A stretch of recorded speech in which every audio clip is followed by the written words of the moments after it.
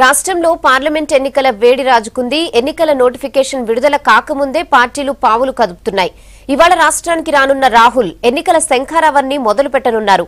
కనీస ఆదాయ వాగ్దాన సభతో పార్టీ క్యాడర్ కు దిశానిర్దేశం చేయనున్నారు.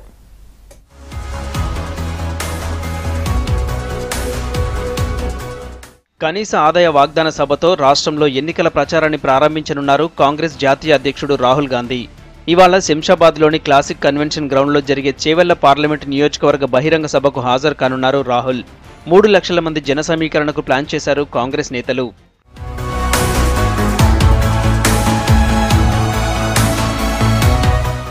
సాయంత్రం 3:55 హైదరాబాద్ శంషాబాద్ ఎయిర్పోర్టుకు చేరుకోనున్నారు రాహుల్ గాంధీ.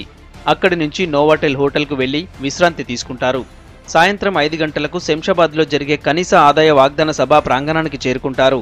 6:30 గంటల వరకు సభ ముగించుకొని తిరిగి ఢిల్లీ వెళ్తారు.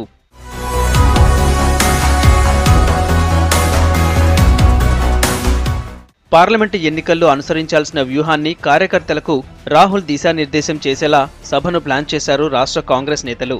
కనీస ఆదాయ వాగ్దానాలకు సంబంధించిన అంశాలను రాహుల్ ప్రకటించనున్నారు. సభ ద్వారా పార్టీ క్యాడర్లో ఆత్మవిశ్వాసం నింపి లోక్సభ ఎన్నికలకు సిద్ధం చేస్తామంటున్నారు లీడర్స్.